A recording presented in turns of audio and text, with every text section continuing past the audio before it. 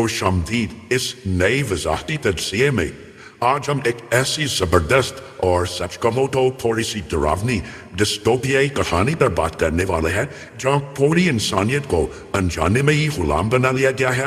اور یہ کہانی صرف ایک سائنس فکشن نہیں ہے بلکہ یہ سماجی کنٹرول، ماس میڈیا اور کارپوریٹ لالچ پر ایک بہت ہی گہرا تبصرہ ہے۔ تو چلے بغیر کسی تاخیر کے اس دلچسپ دنیا میں چلتے ہیں اور دیکھتے ہیں کہ یہ پوشیدہ تسلط آخر کام کیسے کرتا ہے۔ ذرا اس بات پر غور کریں، ہم شعور کی ایک ایسی مصنوعی حالت میں جی رہے ہیں جو نیند جیسی ہے۔ یہ الفاظ فوراً ہی اس پوری کہانی کا منظرنامہ ہمارے سامنے رکھ دیتے ہیں۔ یہ اس پردے کو ہٹا دیتے ہیں جو ایک ایسی دنیا پر پڑا ہے جہاں ماس میڈیا عوام کو بالکل خاموش اور غفلت کی نیند سلا دیتا ہے۔ مطلب کس قدر حیرانی کی بات ہے نا کہ پوری کی پوری آبادی کو یہ احساس ہی نہیں ہونے دیا جاتا کہ ان کی ڈوریا کسی اور کے ہاتھ میں ہے۔ یہ صرف تفریح کا معاملہ نہیں ہے، یہ ذہنوں کو مفلوج کرنے کا ایک باقاعدہ نظام ہے۔ تو چلیے اس کہانی کے سب سے بنیادی حصے کی طرف چلتے ہیں، ایک پوشیدہ ایلین ڈسٹوپیا اور حقیقت کا وہم۔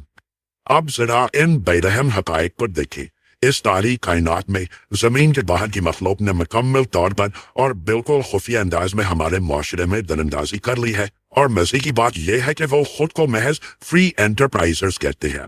یہ نظر نہ آنے والے حملہ آور زمین کو صرف ایک ایسی جگہ سمجھتے ہیں جہاں سے وسائل لوٹے جا سکے۔ ماخذ کے مطابق ان کی نظر میں انسانوں کی کوئی خاص اہمیت نہیں ہے، انہیں ایک قابل استعمال اثاثہ سمجھا جاتا ہے، بالکل مویشیوں کی طرح جنہیں بس اس لیے پالا جاتا ہے تاکہ ان سے فائدہ اٹھایا جا سکے۔ یہ بیانیہ طبقاتی کشمکش کو بڑی گہرائی سے بیان کرتا ہے، ایک ایسی تاریخ حقیقت جہاں نسلی انصاف اور انسانی حقوق کو کارپوریٹ لالچ نے خاموشی سے مٹا دیا ہے۔ مڈل کلاس تباہ ہو رہی ہے، بے روزگاری بڑھ رہی ہے، اور سب سے خطرناک بات یہ ہے کہ یہ سب کچھ اس طرح ہو رہا ہے کہ کسی کو اس خاموش غلامی کا احساس تک نہیں ہے۔ لیکن دیکھیے، ان غیر عرضی حملہ واروں کا الٹیمیٹ گول صرف دولت کمانا نہیں ہے۔ کہانی میں ایک لائن آتی ہے جو سچ میں ہلا کے رکھ دیتی ہے، وہ ہمارے ماحول کو اپنے ماحول میں بدل رہے ہیں۔ ذرا سوچیے اس بات کو، یہ ایلینز گلوبلی کاربن ڈائی آکسائڈ اور میتھین بڑھا رہے ہیں تاکہ زمین کا ماحول ان کے جینے کے قابل بن سکے۔ انہیں اس بات سے کوئی فرق نہیں پڑتا کہ اس تبدیلی سے انسانیت کی سروائیول کو کتنا بڑا خطرہ لاحق ہو رہا۔ اب سوال یہ پیدا ہوتا ہے کہ وہ اتنے بڑے پیمانے پر یہ سب کر کیسے رہے ہیں؟ یہ ہمیں لے آتا ہے ہماری دوسری حصے کی طرف، لاشعوری نشریات یعنی ماس میڈیا کے ذریعے کنٹرول۔ اب ذرا اس واضح فرق پر غور کریں۔ ایک طرف آپ کو رنگین چمکدار ٹی وی شوز، کاسمیٹک اشتہارات اور خوبصورت چھٹیوں کے پروموز نظر آتے ہیں، اور دوسری طرف ان کے پیچھے چھپے ہوئے انتہائی سخت لاشعوری احکامات جیسے اطاعت کرو، استعمال کرو اور سوال مت کرو۔ لوگ سوچتے ہیں کہ وہ صرف ٹی وی دیکھ کر لطف اندوز ہو رہے ہیں، لیکن اصل میں ان کے دماغوں میں یہ پیغامات بٹھائے جا رہے ہیں تاکہ وہ بغیر سوچے سمجھے بس احکامات مانتے رہے۔ طاقت کے بجائے ذہنوں کو فتح کرنے کا یہ کیا ہی شاندار لیکن مکروہ طریقہ ہے۔ یہاں آپ دیکھ سکتے ہیں کہ ان کی حکمت عملی کتنی منظم اور خوفناک حد تک مؤثر ہے۔ انہوں نے ایک گولی چلائے بغیر خاموشی سے دراندازی کی، طاقتور انسانوں کو ساتھ میں لایا، مسلسل لاشعوری سگنل نشر کیے اور پھر زمین کے وسائل کو نچوڑنا شروع کر دیا۔ یہ قدم بقدم منصوبہ دکھاتا ہے کہ کیسے آپ سگنلز کو ہیک کر کے سیدھا ہر گھر کے لیونگ روم تک پہنچ کر پوری دنیا پر قبضہ کر سکتے ہیں۔ لیکن کیا ان غیر ملکی حملہ آوروں نے یہ سب اکیلے کیا؟ بالکل نہیں۔ اور یہیں سے شروع ہوتا ہے تیسرا حصہ، انسانی اشرافیہ کی حداری اور اس ساز باز کی قیمت۔ یہ ایک انتہائی تاریک سودا ہے جو حتمی طبقاتی غداری کی پوری تصویر پیش کرتا ہے۔ اس سودے میں ایک طرف ایلینز ہیں جنہیں زمین کے رسائل، اپنی توسیع اور مکمل طور پر فرمانبردار انسان مل جاتے ہیں، اور دوسری طرف ہماری اپنی انسانی اشرافیہ یعنی وہ امیر ترین لیڈرز جنہوں نے بے پناہ دولت، طاقت اور ذاتی پناہ گاہوں کے بدلے اپنی ہی نسل اور دنیا کو بیچ ڈالا۔ اور اگر آپ سوچ رہے ہیں کہ یہ لالچ کتنا بڑا تھا تو ذرا اس نمبر کو دیکھیں، 39%۔ ماخذ ہمیں بتاتا ہے کہ ساز باز کرنے والی اس انسانی اشرافیہ کی اوسط آمدنی میں صرف ایک سال کے اندر 39% کا حیران کن اضافہ ہوا۔ یہ عدد واضح کرتا ہے کہ اپنوں سے غداری کرنے کا مالی انعام کتنا پرکشش تھا جس نے انہیں اس تباہی کے منصوبے کا حصہ بننے پر مجبور کیا۔ اور وہ اس غداری کو اپنے لیے کیسے درست ثابت کرتا ہے؟ ان کی منطق بڑی بے رحمانہ اور سیدھی ہے۔ وہ اسے کوئی ظلم نہیں مانتے بلکہ ایک کاروباری مجبوری سمجھتے ہیں۔ جب ضمیر بکنے لگے تو مفاد پرست انسان صرف یہ دیکھتا ہے کہ جیتنے والی ٹیم کون سی ہے، چاہے اس کی قیمت پوری انسانیت کی آزادی ہی کیوں نہ ہو۔ لیکن جہاں ظلم ہوتا ہے وہاں مزاحمت بھی ہوتی ہے۔ حصہ چہارم بلاوت کے چشمے اور تلخ حقیقت کو دیکھنا۔ اس مکمل کنٹرول کے درمیان محنت کش طبقے کی ایک تحریک جنم لیتی ہے جن کے پاس ایک بہت ہی خاص آلہ ہے، ہافمن لینس۔ یہ کوئی عام چشمے نہیں ہے، یہ تنقیدی سوچ کا ایک زبردست استعارہ ہے۔ جب آپ انہیں پہنتے ہیں تو دنیا کی وہ نقلی چمک دمک غائب ہو جاتی ہے اور اصل بیدن اور تلخ حقیقت سامنے آ جاتی ہے۔ ان چشموں سے ہی یہ پتہ چلتا ہے کہ ٹی وی اور سیاست میں جنہیں لوگ عام انسان سمجھ رہے تھے وہ دراصل بھیس بدلے ہوئے ایلینز ہیں۔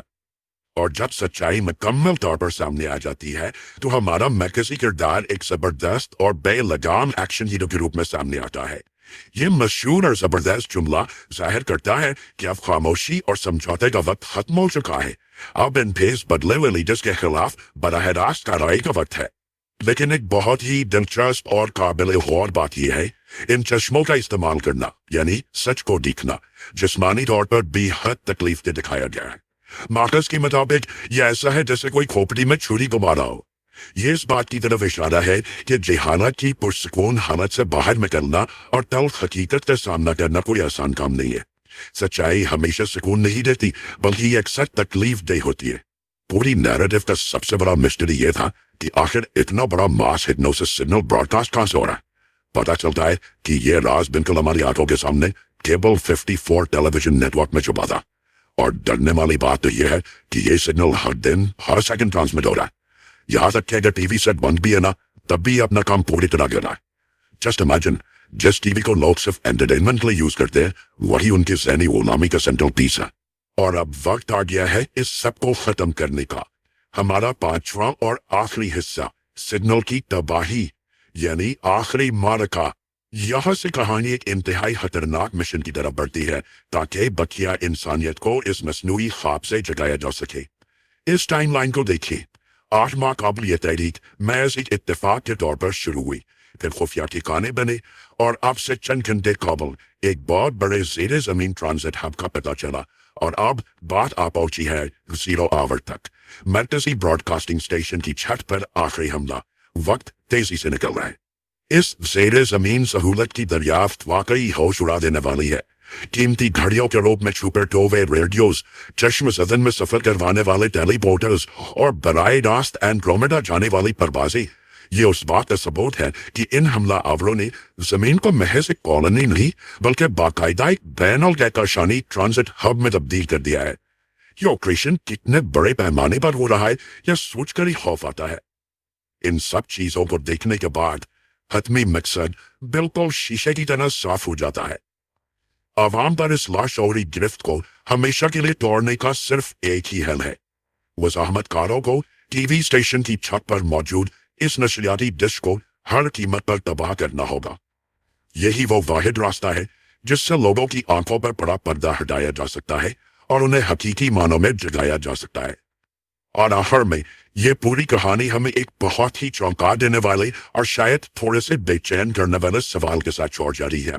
اگر واقعی آج کے دور میں ایسا ہی کوئی سگنل ہمارے ٹی وی یا موبائل فون سے نشر ہو رہا ہو تو کیا ہم یعنی ہمارا معاشرہ اسے کبھی محسوس بھی کر پائے گا، یا ہم بس صارفینیت اور خاموش اطاعت کے شہر میں یوں ہی آرام سے سوتے رہیں گے؟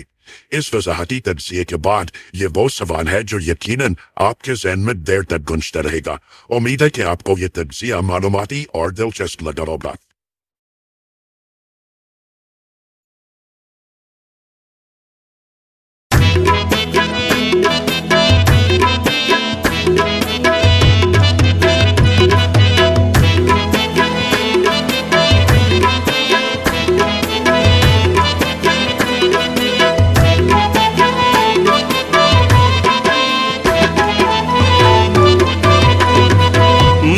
زما پٹ پر بسپن کپناشی مخچ زمان پٹ بسپن کپناشی صبر با مزرستا دا دیدانشی صبر با مزرستا دا دیدانشی مخچ زمان پٹ بسپن کپناشی مخچ زمان پٹ بسپن کپناشی صبر با مزرستا دا دیدانشی صبر با مزرستا دا دیدانشی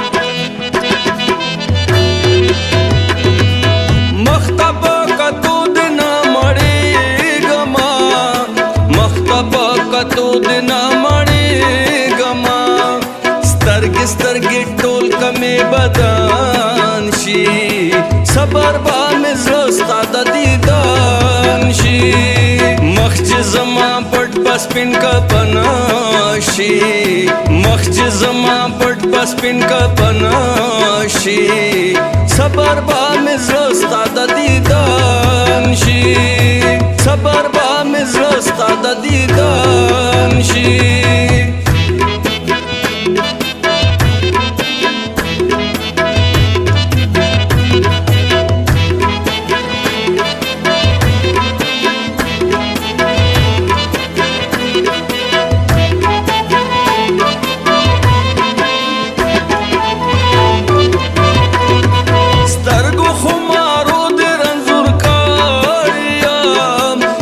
خمارو دی رنزور کاڑیام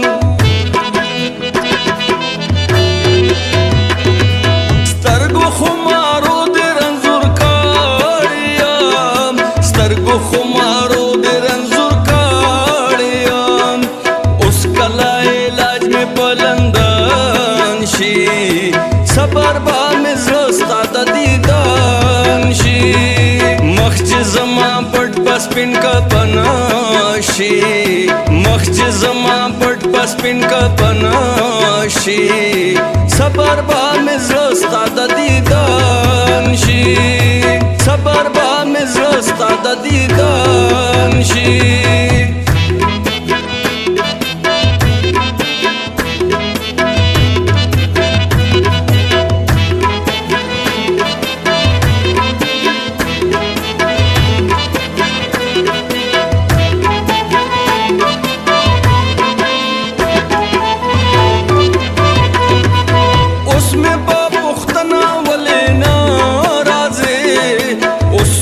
پختنا ولی نارازی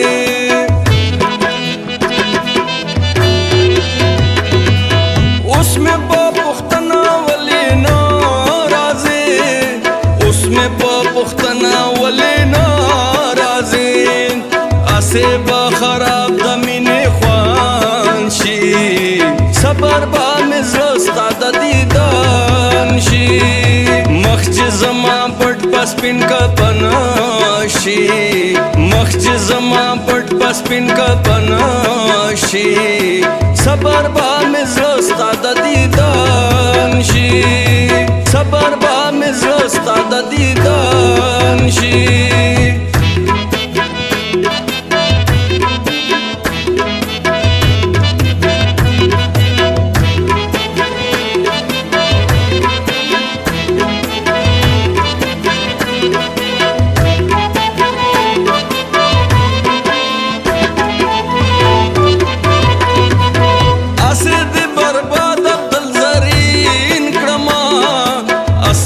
برباد عبدالزرین